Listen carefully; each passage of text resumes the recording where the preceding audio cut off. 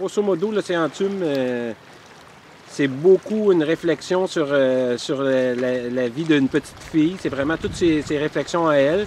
Et cette petite fille-là, elle a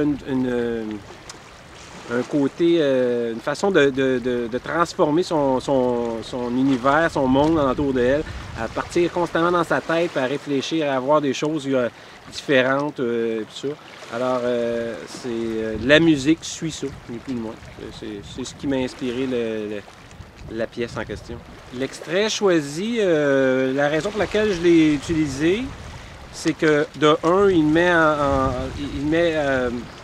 c'est le personnage principal, donc la petite fille qui se parle à elle-même, si on veut, ou en tout cas, passe ses réflexions. Et il n'y a seulement qu'un personnage. Elle parle des autres personnes autour de elle, mais il n'y a qu'elle. Et évidemment, pour écrire un monodrame, c'était l'idéal. Et en plus, c'est que au niveau de ce qu'elle raconte, elle passe de plusieurs états différents, elle parle de plusieurs idées différentes.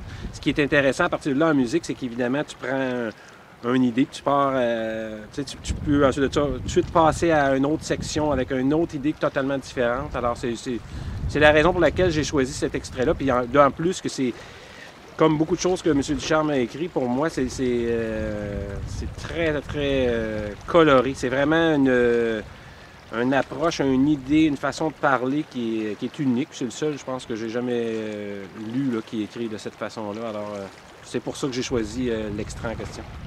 Dès que j'ai commencé à écrire, il y avait la formation exacte comme comme je l'ai placée, c'est-à-dire avec Quasar et puis le piano. Ça, c'était l'idée de départ.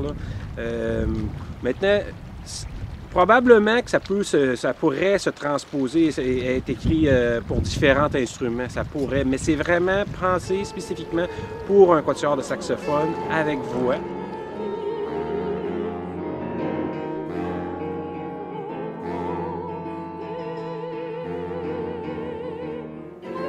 Tout d'abord, le choix musical est vraiment intéressant. L'interaction avec les musiciens est toujours présente. Puis je tiens à dire, c'est vraiment un grand plaisir. C'est pas la première fois que je travaille avec eux, Quasar. Mais c'est un bonheur d'y revenir. Eux, ça fait longtemps qu'ils travaillent ensemble, puis ils ont une espèce de chimie qui fonctionne bien, ce qui fait que quand on arrive, eux sont solides. C'est une belle équipe. En tout cas, c'est un beau...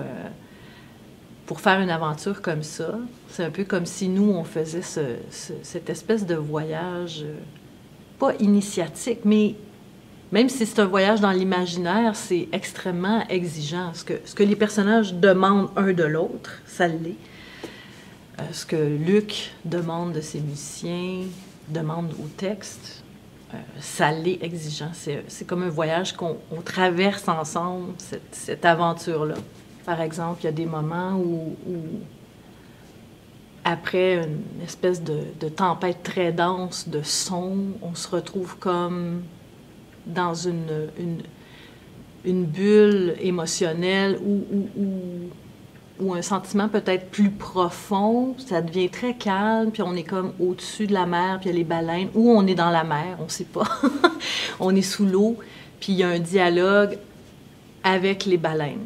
Donc, il y a un moment où Jean-Marc, saxophone, baryton, vient me rejoindre, puis on est juste deux à se répondre. La voix, c'est très, très bas, en plus dans le registre vocal.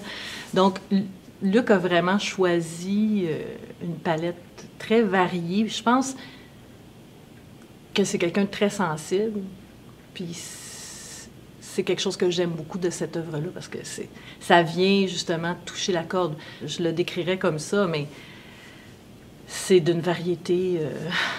en 2 fois 45-50 minutes, on a le temps de traverser toutes les palettes d'expression musicale.